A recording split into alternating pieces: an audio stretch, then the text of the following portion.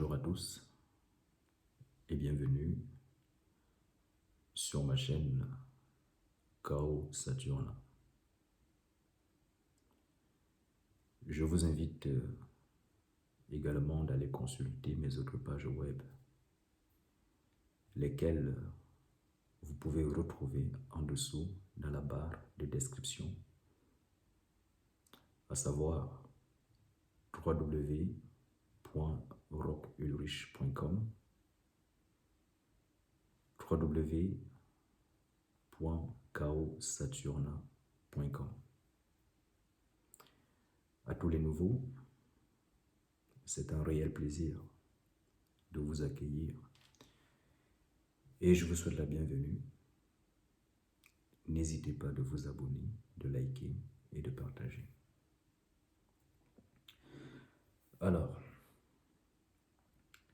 aujourd'hui, nous allons essayer de nous intéresser sur le cercle magique. Puisque c'est une pratique courante et c'est un langage courant de nos jours en ce qui concerne le cercle magique. Souvent, ceux-là qui s'exercent dans les diverses pratiques occultes ou qui essayent de s'auto-initier ou qui essayent d'apprendre, que ce soit dans des livres ou par tout autre moyen, ceux-ci font toujours recours au cercle magique. Eh bien, qu'est-ce que nous entendons par cercle magique? Ce qu'il faut savoir est que, bien que le cercle magique a pour but de protéger l'individu, en réalité, le cercle magique a pour fonction de condenser en son sein les énergies invoquées. Donc, en réalité, contrairement à ce que certains pensent souvent, que le fait de faire le cercle magique et d'invoquer un démon les protège contre ce démon est une très grande erreur.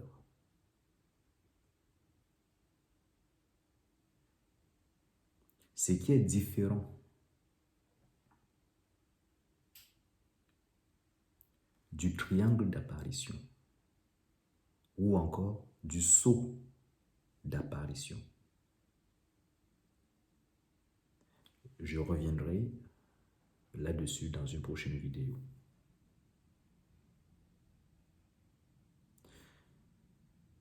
Déjà, pour bâtir ou pour élaborer un cercle magique, il faut déjà dégager le lieu. Parce que vous comprenez que le lieu, si il est sale, si il est chargé, que ce soit des âmes errantes ou des familiers, imaginez-vous qu'à l'instant que vous êtes en train de faire et de sceller votre cercle magique, il peut y arriver que vous emprisonnez ou alors que vous vous enfermez avec un familier ou avec n'importe quelle autre énergie environnante dans votre cercle magique.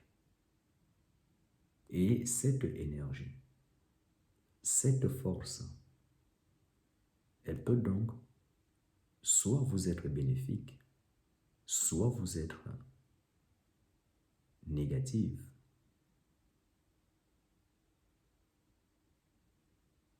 Mais dans la plupart du temps, généralement, ces forces environnantes sont toujours des forces intrusives qui nuisent à vos rituels. Donc, la meilleure des choses est de commencer par dégager votre lieu. Donc, quand vous avez un sanctuaire ou une chambre rituelle, il faut dégager cette chambre-là avant de pouvoir élaborer votre cercle magique.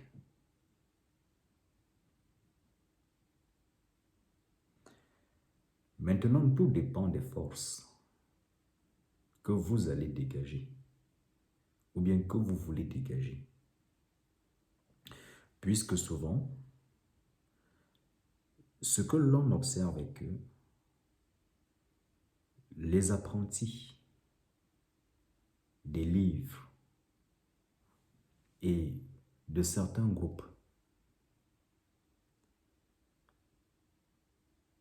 vont essayer d'appliquer les astuces de dégagement, de purification qu'ils ont trouvées tantôt dans des livres, tantôt dans des sites internet, tantôt dans des bouquins. Mais en réalité, comprenez que il s'agit là de la pure théorie. Parce que dans le cadre pratique, la réalité est tout autre. Ce n'est pas parce que vous avez lu quelque part qu'il faut purifier un lieu avec de la sauge, ou avec du clou de girofle, ou avec de l'encens, sang de dragon, que cela voudrait dire que vous allez pouvoir chasser ou bannir toutes les énergies avec ces astuces. Ça ne marche pas comme ça. Pour dégager une énergie, il faut déjà commencer par connaître, par voir, par savoir le type d'énergie, le type de force auquel vous avez affaire. Et je voudrais d'ailleurs faire une parenthèse. Souvent, ou alors de nos jours, de plus en plus de personnes essayent de purifier leur demeure. Et la plupart du temps, celles-ci font toujours usage tantôt de la sauge, tantôt du sel, tantôt de l'eau de mer. C'est vrai que tous ces ingrédients peuvent servir de purification. Tous ces ingrédients peuvent servir à purifier un lieu. Mais la question est de savoir qu'est-ce que vous purifiez? Quelle est la force que vous souhaitez bannir? Donc, chaque force a son énergie.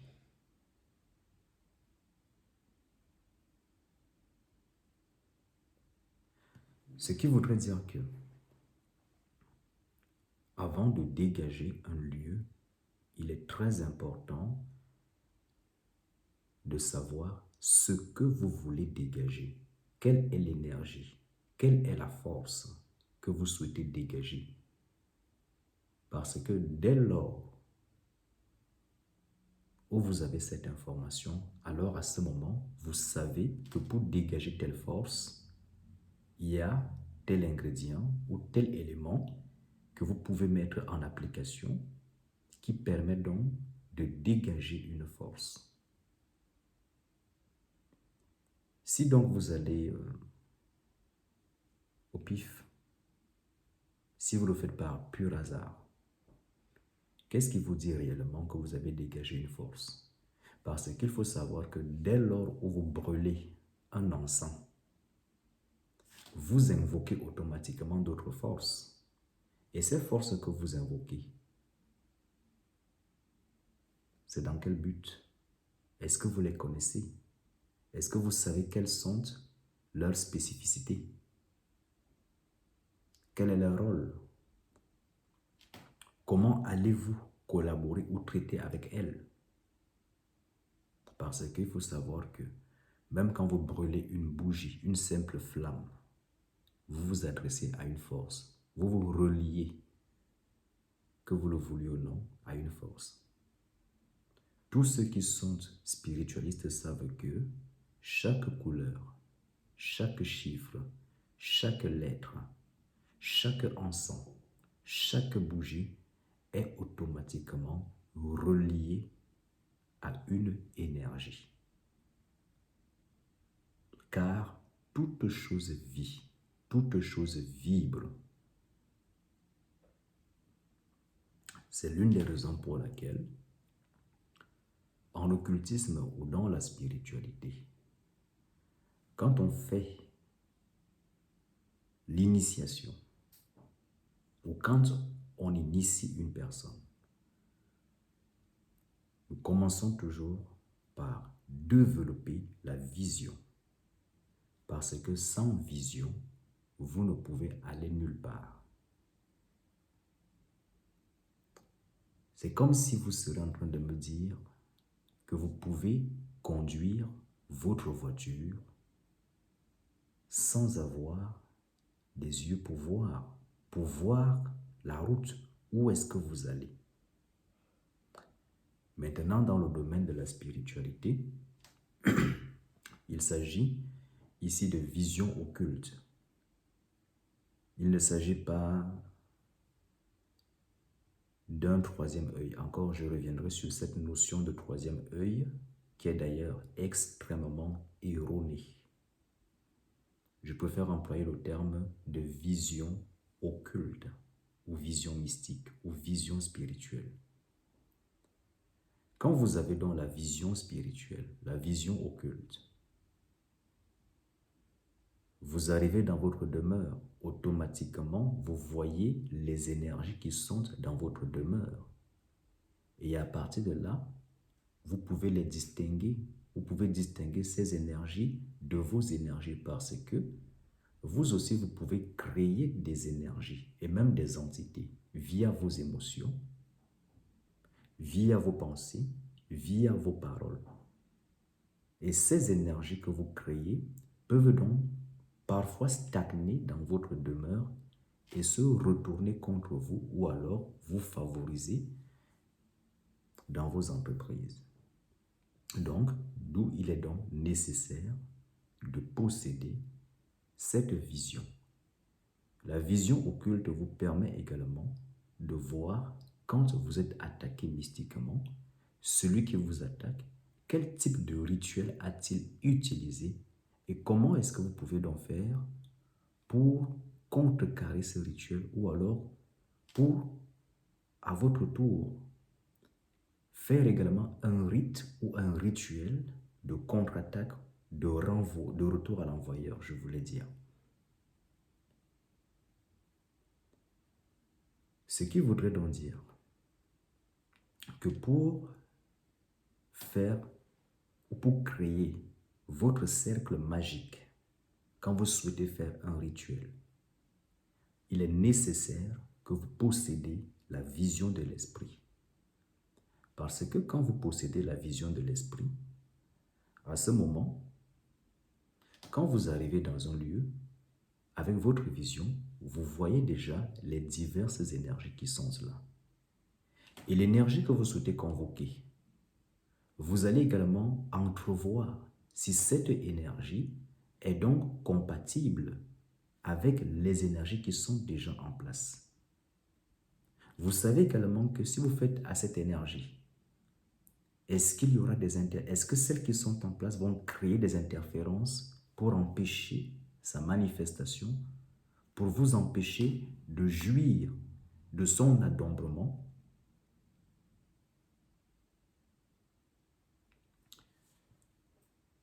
Mais si vous n'avez pas la vision, comment vous allez savoir tout ceci? À travers des livres, à travers certaines recettes que vous prenez dans des sites, dans des groupes. Chaque cas est unique, chaque cas est différent, chaque être humain vit ses propres expériences. Nous pouvons tous invoquer la même force, mais celle-ci se manifestera différemment en fonction des individus, en fonction de leur karma, en fonction de leur niveau d'évolution, en fonction de leur lieu géographique, en fonction de l'horaire et bien d'autres paramètres encore. La seule chose ici qui puisse donc vous permettre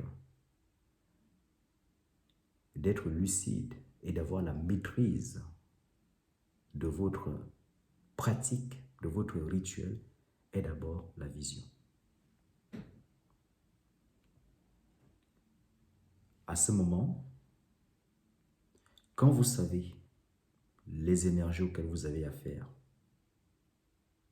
dans un lieu donné, à ce moment, vous savez donc quoi faire pour dégager votre lieu. Et une fois que vous l'avez dégagé, vous pouvez maintenant entamer la charge de votre lieu, de votre sanctuaire, afin que l'énergie que vous allez convoquer puisse donc se manifester. C'est-à-dire, vous allez créer là un lieu propice. C'est en cela que vous allez donc créer le cercle magique afin que l'énergie que vous allez invoquer puisse donc se condenser dans ce cercle, au sein de ce cercle. Donc, il existe diverses méthodes pour créer des cercles magiques. Et vous devez comprendre que le cercle magique permet simplement de délimiter de délimiter autant pour moi l'espace entre le réel et l'invisible, c'est-à-dire entre le réel ou l'irréel ou entre l'invisible et le visible. Donc, vous allez considérer que dès lors où vous créez votre cercle magique, à ce moment-là, quand vous êtes à l'intérieur, vous êtes déjà dans le monde invisible.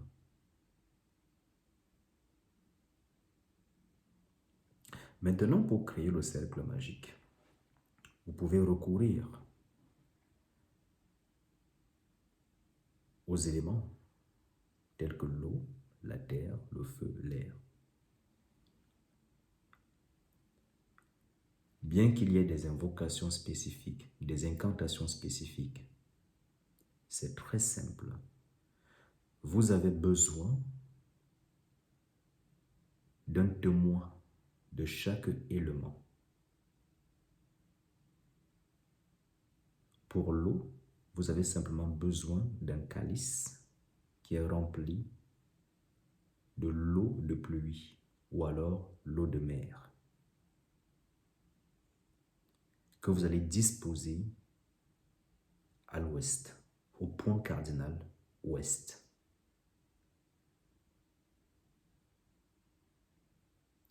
Pour la terre, vous avez besoin également d'un bol rempli de sel ou alors d'un bol rempli de terre ou de fleurs.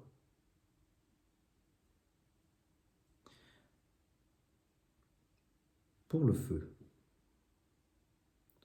vous aurez besoin simplement d'une flamme, c'est-à-dire une bougie, selon votre croyance. Si vous êtes adepte de la magie blanche, entre guillemets, vous pouvez vous munir d'une bougie blanche. Si vous êtes adepte de la magie noire, vous pouvez vous munir, autant pour moi, d'une bougie noire. Mais en réalité, la magie n'a pas de couleur. Tout est une question d'intention. La force est la même, à la seule différence qu'elle se manifeste selon chaque individu et selon les désirs de chaque individu, et elle agit en fonction de la volonté et des désirs de chaque individu. Mais sinon, au fond, la force demeure la même. Que ce soit celle de France, que ce soit celle de l'Afrique, que ce soit celle de l'Inde, c'est la même divinité,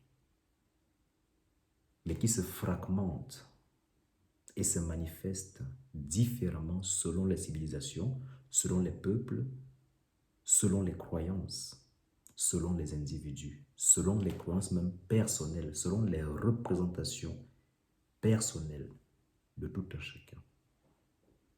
Mais au fond, il s'agit de la même énergie qui tantôt peut être pluralisée, parfois individuelle, parfois unique.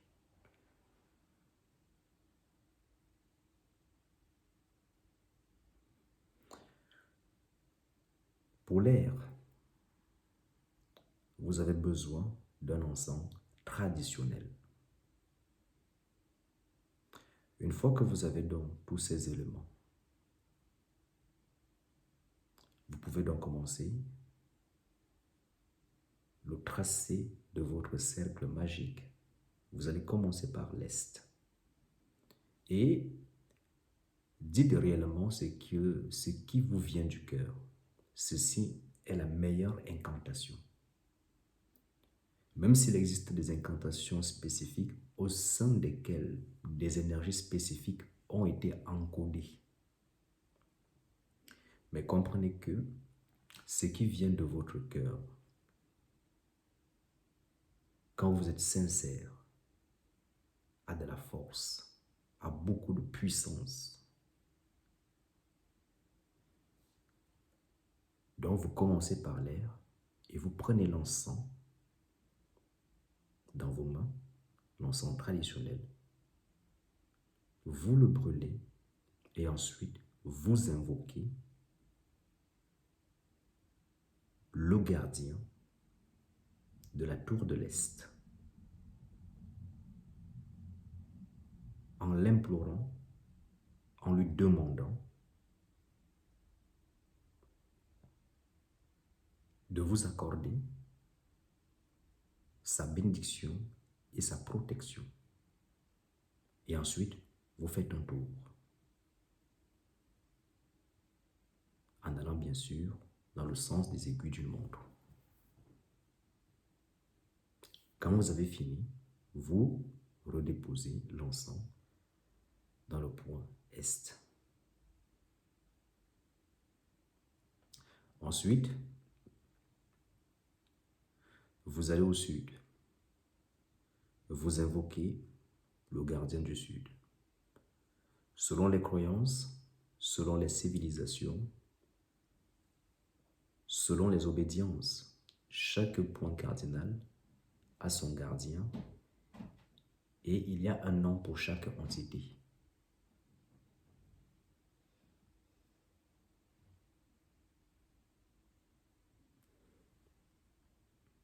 Ensuite, vous revenez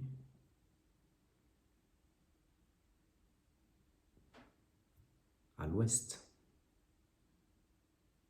Vous prenez votre bol d'eau, vous invoquez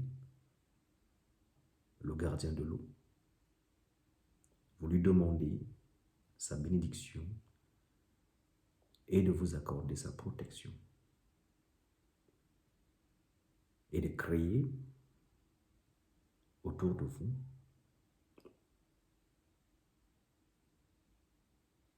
un cercle, un espace propice au rituel que vous allez faire.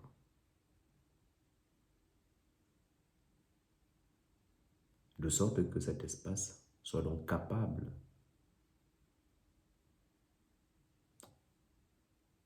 de servir de réceptacle pour l'entité que vous allez invoquer et de condenser ces énergies. Mais aussi de sorte que nulle force intrusive ne puisse donc pénétrer votre espace sacré afin de parasiter votre rituel. Ensuite, vous venez au nord. Vous faites de même avec le gardien du nord et ensuite vous revenez vers l'est. Puis, vous revenez maintenant dans le cœur céleste de votre cercle. Ensuite, vous demandez l'assistance et la protection des forces bienveillantes selon votre croyance. Donc ça peut être les forces de la main droite ou les forces de la main gauche. Tout dépend de votre croyance, je le répète. Une fois que vous avez terminé, à ce moment, vous pouvez donc commencer votre rituel. Ce que vous devez savoir est qu'une fois que vous avez tracé votre cercle, vous ne devez pas se ressortir de ce cercle pour aller chercher quelque chose ou un ingrédient que vous avez oublié pour votre rituel. Non. Parce que si vous sortez, le cercle, vous l'avez brisé. Naturellement, là je parle de cercle, mais sinon au-delà de ce cercle, il existe également ce qu'on appelle le cercle de confinement. Mais j'y reviendrai dessus dans une vidéo.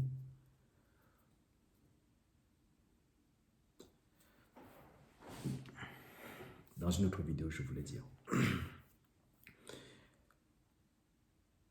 Lorsque vous avez donc fini votre rituel, à ce moment, vous pouvez donc ouvrir votre cercle et bannir ou renvoyer les énergies, les forces que vous avez convoquées. Mais ici, vous le ferez au sens inverse. Donc, vous repartez vers chaque point cardinal. Vous remerciez chaque élément en lui demandant de repartir simplement dans son plan de manifestation. Une fois que cela est fait, vous pouvez sortir tranquillement de votre cercle. Et les ingrédients que vous avez utilisés pour tracer votre cercle, vous les prenez, vous pouvez les jeter en pleine nature, pas dans la poubelle, mais dans la nature. En quoi est-ce que la vision est importante ici? C'est parce que lorsque vous commencez à faire le tracé de votre cercle, qu'est-ce qui vous dit que cela a fonctionné? C'est parce que vous êtes capable de voir l'énergie que vous avez convoquée.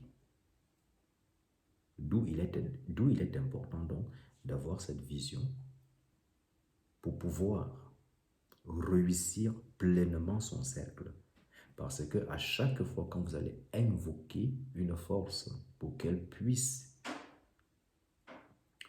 consolider et affirmer votre cercle de protection, vous devez être capable de la ressentir, de la voir.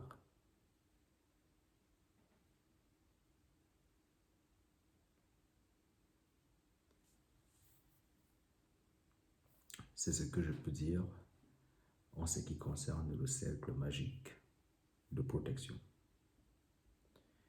Eh bien, je vous remercie de m'avoir écouté. J'espère que la vidéo vous a plu. Si c'est le cas, n'hésitez pas à liker, à partager, à commenter. Si toutefois vous avez des sujets que vous souhaitez que j'aborde, n'hésitez pas de me le notifier dans l'espace commentaire. Je vous dis à très bientôt dans une prochaine vidéo. Sola potestas lex est legba.